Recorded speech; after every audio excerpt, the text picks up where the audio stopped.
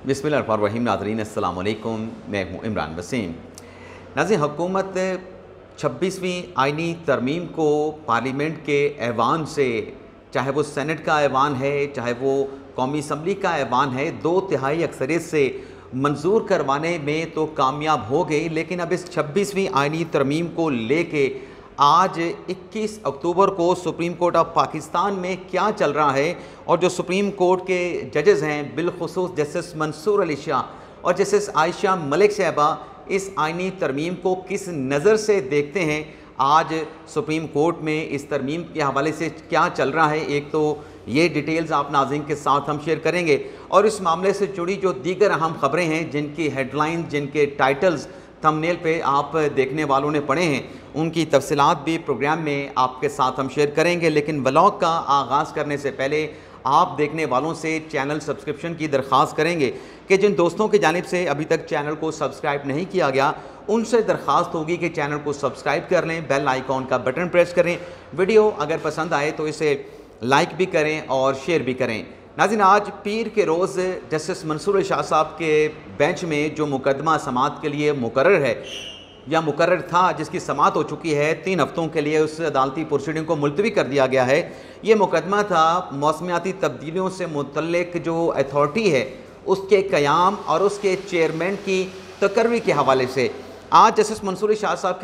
की अदालत में जब इस केस की समाअत का आगाज़ हुआ तो जस्टिस मंसूर अली शाह ने additional attorney general Aamir Rahman से ये पूछा कि क्या मौसमियाती तब्दीलियों की जो अथॉरिटी है उसके चेयरमैन की तैनाती का नोटिफिकेशन जारी कर दिया गया है, जिस पर एडिशनल अटॉर्नी जनरल ने कहा कि फ़िलहाल ये नोटिफिकेशन जारी नहीं किया गया। तो अदालत ने इस्तफसार किया कि इस केस में पहले अटॉर्नी जनरल पेश होते रहे, तो आज अटॉर्नी जनरल साहब कहाँ पे हैं, जिस पर एडिशनल अटॉर्नी जनरल ये जवाब दिया कि वो सारी रात जो है अटॉर्नी जनरल मसरूफ़ थे, तो इस वजह से वो अदालत में नहीं आ सके हैं। जिस पर जस्टिस मंसूर अली शाह ने पार्लियामेंट के ऐवान का, पार्लियामेंट में 26वीं आइनी तरमीम के हवाले से जो प्रोसेस था, मंजूरी का प्रोसेस था, उसका जिक्र किए बगैर जस्टिस मंसूर अली शाह ने कहा कि अब तो सारी मसरूफियत ख़त्म हो चुकी है। और फिर जस्टिस मंसूर अली शाह साहब ने तज़किरा किया अपने रिमार्क्स में 26वीं आइनी तरमीम का, जिसमें मंसूर अली शाह साहब ने यह सवाल किया additional attorney general Aamir Rahman साहब से कि क्या ये केस अब आइनी बेंच में चलेगा या फिर ये अदालत भी, मेरा बेंच जो है ये इस केस को जो है वो सुन सकता है। फिर जस्टिस मंसूर अली शाह ने कहा कि अब लगता ये है कि सवाल सुप्रीम कोर्ट में, ये सवाल हर रोज़ उठेगा कि ये केस आम बेंच सुनेगा या फिर ये केस जो है आइनी अदालत में, आइनी बेंच में जो है वो सुना जाएगा। इसके बाद नाज़रीन जस्टिस फ़रूक नसीम जो कि इस केस में पेश हो रहे थे, उनकी जानिब से कहा गया कि सियासी केसेस अब आइनी केसेस बन चुके हैं, जिस पर नाज़रीन जस्टिस मंसूर अली शाह साहब ने तो जो रिमार्क्स दिए, जस्टिस आयशा मलिक साहबा ने मुस्कुराते हुए ये जवाब दिए कि चलें अब आप जानें और आपका आइनी बेंच जाने। और फिर जस्टिस मंसूर अली शाह साहब ने मुस्कुराते हुए ये रिमार्क्स दिए कि 3 हफ्तों तक हम इस केस की समाअत को मुलतवी कर रहे हैं, तब तक सूरत हाल जो है वाज़ेह हो जाएगी। वैसे जैसे मंसूर अली शाह ने कहा कि ख़ुद हमें भी इसको समझने में ज़रा वक्त लगेगा। और जस्टिस आयशा मलिक साहबा का ये कहना था कि नई तरमीम पढ़ लें, आर्टिकल 199 वाला केस अब यहाँ नहीं सुन सकते हैं, यानी मौसमियाती तब्दीली वाला जो केस है उससे मुतल्लिक जो है, जैसे आयशा मलिक साहबा ने तो कह दिया है कि अब ये केस हमारी अदालत में नहीं चलेगा, अब ये कॉन्स्टिट्यूशनल बेंच में केस जो है वो चलेगा। अब नाज़रीन, आइनी तरमीम के हवाले से जो गलत रिपोर्टिंग होती रही उस पर मैं आप नाज़रीन के साथ डिटेल शेयर करने जा रहा हूँ। नाज़रीन, 5 नाम सामने आए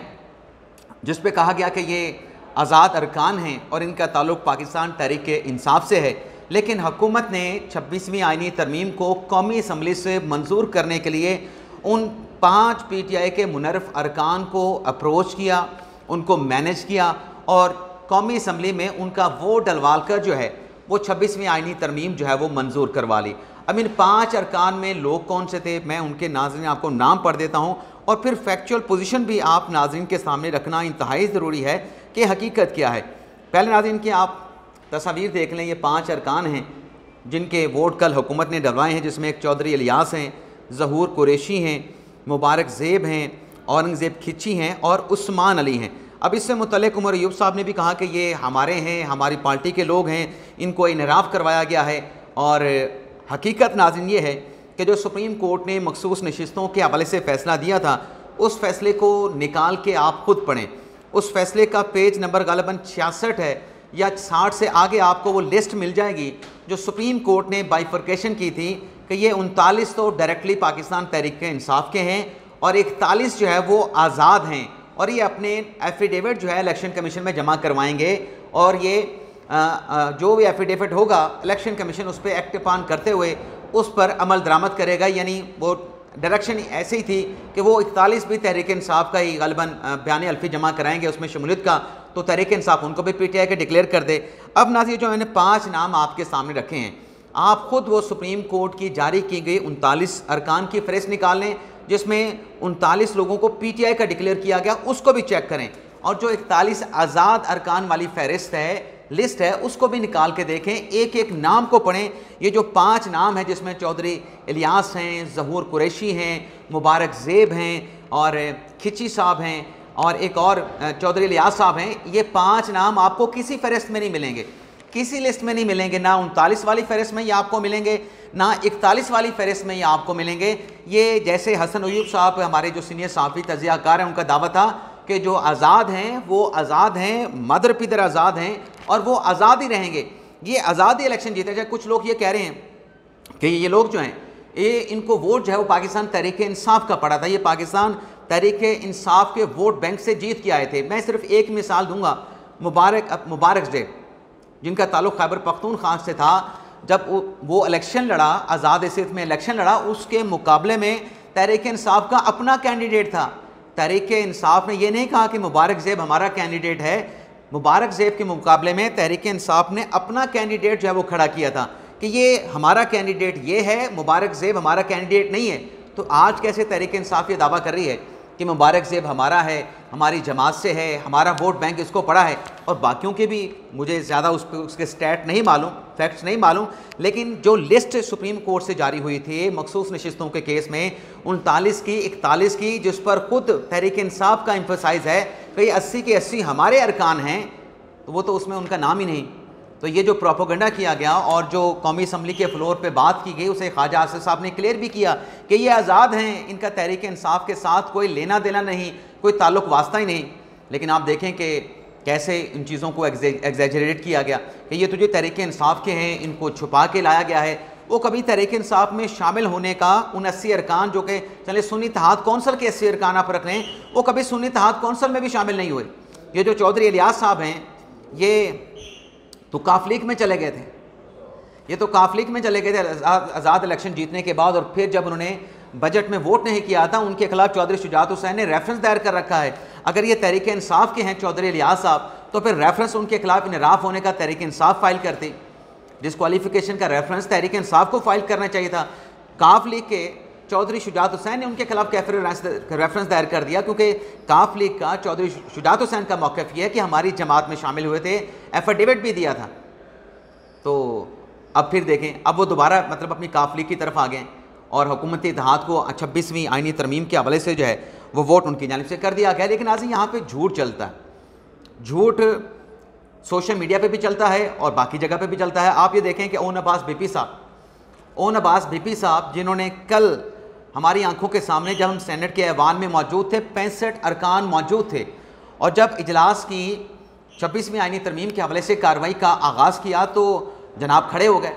कि मैं तो पहले ये चेक करूँगा कि इनकी 2/3 अक्सरियत है भी नहीं, इनके पास 64-65 का मैजिक फिगर है या नहीं। तो इन्होंने काउंट किया हमारी आंखों के सामने, ओन अब्बास बीपी साहब ने काउंट किया, और जब ये गिनती कर रहे थे, मुस्लिम नवाज़ के सेनेटर तलाल चौधरी साहब ने कहा कि जनाब बीपी साहब, मैं आपको लिस्ट दे देता हूँ, आप गिनती ना करें, मैं आपको लिस्ट दे देता हूँ, हमारे पास 65 हैं। लेकिन ओन अब्बास बीपी साहब ने 65 गिनने के बाद कहा कि ये तो 62 हैं। तो फिर यूसुफ रज़ा गिलानी साहब ने कहा कि ये तरीक़ाकार जो आप गिनती का करें, तरीक़ाकार है नहीं, आइन में कुछ और लिखा, लेकिन आप गिनती करें। यूसुफ रज़ा गिलानी साहब ने तमाम अरकान को सीटों पर खड़ा कर दिया कि लो जी, एक एक करके सारे गिन लो। वो 65 पर खड़े हो गए। बीपी साहब कागज़ और पेंसिल लेके उनकी गिनती करते रहे, काउंट करते रहे, और फिर जाके अपनी सीट पे बैठ के कोई एतराज़ नहीं उठाया। और जो पार्लिमानी लीडर हैं तहरीक इंसाफ के, बैरिस्टर अली ज़फ़र साहब, उनकी तरफ से भी कोई एतराज़ नहीं किया गया। और फिर उसके बाद जब ये आइनी तरमीम की शिकवार मंजूरी कर ली गई, उसके बाद भी कहा गया, ओन अब्बास बीपी साहब को यूसुफ गिलानी साहब ने मुखातिब करके कहा कि अब एक एक जो शख्स है वो अपना वोट, अपना नाम, अपना सिग्नेचर करके लॉबी में जा रहा है,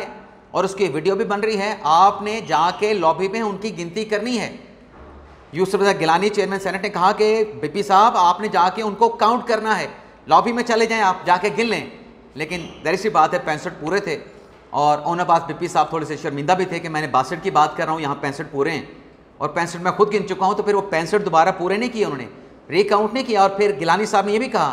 कि बीपी साहब आपसे अच्छा काउंट तो मीडिया वाले लोग कर रहे हैं, आप तो बदनाम कर रहे हैं काउंटिंग को।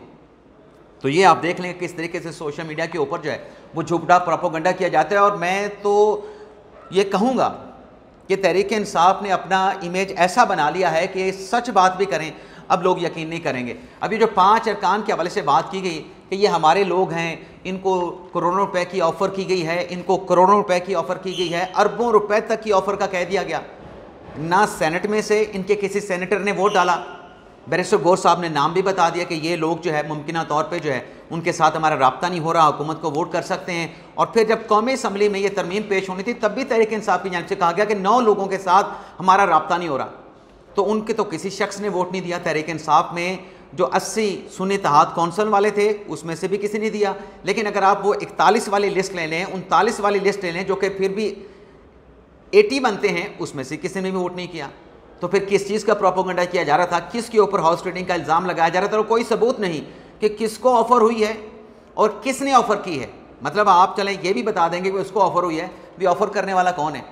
उसका नाम कौन बताएगा? कोई नाज़रीन जवाब नहीं। अब नाज़रीन आईनी तरमीम के हवाले से ये जो मंसूर शाह साहब ने रिमार्क्स दिए, जिस तरीके से ये सनसनी फैलाई जाती है, यानी सैटरडे के रोज़ एक भपकी कस दी गई, एक भपकी उड़ा दी गई कि चीफ जस्टिस कादी फायसा जो है वो अपने चैम्बर में पहुंच गए हैं। वो हर हफ्ते को हर चीफ जस्टिस आता है, जजेस भी सुप्रीम कोर्ट के हफ्ते के रोज़ आते हैं अपने चैम्बर में कोई काम करने के लिए, जुडिशल वर्क होता है। तो उसमें ऐसा अनोखा क्या था, लेकिन सनसनी फैला दी गई। और फिर रात को फिर एक और भी खबर चलाई गई कि तमाम जजेस जो है वो इकट्ठे हो गए हैं, जजेस पहुँच गए हैं सुप्रीम कोर्ट में, लाइट्स जला दी गई। झूठ, बिल्कुल झूठ। अब नाज़रीन आज सुप्रीम कोर्ट में 17 के 17 जजेस इकट्ठे हैं, अपने बेंचेस में बैठ के मुकदमात की समाअत कर रहे हैं, क्योंकि इस हफ्ते जो फुल कोर्ट रेफरेंस होना है चीफ जस्टिस कादी फायसा के एजाज़ में उनकी रिटायरमेंट के मौका पे, तो तमाम जजेस को यहाँ पे बुला लिया गया है, इकट्ठा कर लिया गया है। ये फैक्चुअल ख़बर है, इस पर जितनी मर्जी सनसनी किसने फैलानी है फैला दें, लेकिन ये जजेस जो हैं वो एक मौके के लिए, एक ईव के लिए इकट्ठे किए गए यहाँ पर। और फिर आज राह चलते चलते जस्टिस मंसूर शाह के साथ जस्टिस याहिया अफरीदी साहब की मुलाकात भी हुई है। अब इसमें भी कोई सनसनी नहीं, लेकिन इसी छोटी छोटी बातों पे सनसनी फैलाई जाती है कि सुप्रीम कोर्ट में ये हो गया, सुप्रीम कोर्ट में वो हो गया, फ़लाँ जज ने इजलास बुला लिया, फ़लाँ डेवलपमेंट के बाद जजेस एक जगह पे इकट्ठे हो गए, अक्सरियती जजेस इकट्ठे हो गए। अब जो अक्सरियती जजेस का जो है ये मैंने जिक्र किया, इस पर भी नाज़रीन बात कर लेते हैं। अब एक और थ्योरी घड़ी गई कि अगर हुकूमत की जानिब से जस्टिस याहिया अफरीदी को चीफ जस्टिस नहीं बनाया गया और उनसे आगे चल के मामीनुद्दीन खान साहब को जो चीफ जस्टिस बना दिया गया, तो एक इस ऑप्शन पे गौर हो रहा है कि 25 को जब काजी फायसा रिटायर होंगे तो 26 अक्टूबर को जब जस्टिस मंसूर शाह ऐवान सदर से हल्फ लेके वापस आएंगे तो उनको चीफ जस्टिस ऑफिस का कब्ज़ा नहीं दिया जाएगा। और फिर साथ में ये भी कहा गया कि इस ऑप्शन पर भी गौर हो रहा है कि 26 अक्टूबर को सुप्रीम कोर्ट में जस्टिस मंसूर शाह की चीफ जस्टिस पाकिस्तान की हल्फ बर्दारी की तकरीब मुनक्कद की जाएगी और वो सुप्रीम कोर्ट के जज से हल्फ लेंगे। इस ऑप्शन पर भी गौर किया जा रहा है, लेकिन इसकी सपोर्ट में कॉन्स्टिट्यूशन का कोई आर्टिकल बता दें। मंसूर शाह साहब तो अंदर कह रहे हैं कि अब तरमीम हो चुकी है, अब इसके बाद ये केस हमारे पास चलना है नहीं चलना, वो तो उनके बातों से लगता है कि वो मान रहे हैं कि आनी तरमीम हो चुकी है, पोजीशन चेंज हो चुकी है, हालात चेंज हो चुके हैं, बेंचेस की कंपोजिशन चेंज हो चुकी है, केसेस की तकसीम चेंज हो चुकी है। लेकिन ये कौन ऑप्शन पे गौर कर रहा है? चलें उनकी बात मान भी लें कि ऐसी हल्फ बर्दारी की तकरीब होनी है और काजी साहब के जाने के बाद मंसूर शाह साहब हल्फ उठाएंगे, तो किस आर्टिकल के तहत सुप्रीम कोर्ट में हल्फ उठाएंगे? वो कॉन्स्टिट्यूशन में तो लिखा कि ऐवान सदर में तकरीब होगी और सदर पाकिस्तान हल्फ लेगा, तो किस आर्टिकल के तहत होगा बता देना। मतलब ऐसे ही कोई भी बात, कोई भी शोशा छोड़ देना, कोई भी सनसनी फैला देना। अब मैं आपको जो खबर देने जा रहा हूँ अक्सरियती जजेस के हवाले से, तो जो नाज़रीन हमें पता चला है, जो उसमें चीज़ें सामने आ रही हैं कि ये जो कहा जा रहा है कि 8 जजेस की जानिब से, पहले तो ये थ्योरी भी इनकी घड़ी करता है कि 8 जजेस की अक्सरियत। मैं ये कहूँगा कि सुप्रीम कोर्ट के जजेस की जानिब से जो हमारे पास इतलात हैं, रिएक्शन होगा चंद जजेस की जानिब से, लेकिन पूरे जजेस का रिएक्शन नहीं है। और चलें आप अक्सरियती जजेस का भी ले लें मैं आपको ये बता रहा हूँ कि एक्सरियती जजेस का भी इसके ऊपर वो रिस्पांस नहीं है जो एक्सपेक्ट किया जा रहा है, वो रिस्पांस नहीं है। कहीं ना कहीं सोच का, थॉट्स का, व्यूज़ का फ़र्क मौजूद है। अब वो फ़र्क 4-4 का है, 4-3 का, अपना 5-3 का है, या 6-2 का है, या 7-1 का है, ये मैं आपके साथ शेयर नहीं कर सकता, लेकिन वहाँ पर इख्तलाफ राय कुछ हद तक, किस हद तक वो मौजूद है। तो आपसे इजाज़त चाहते हैं नाज़रीन, अल्लाह हाफ़िज़।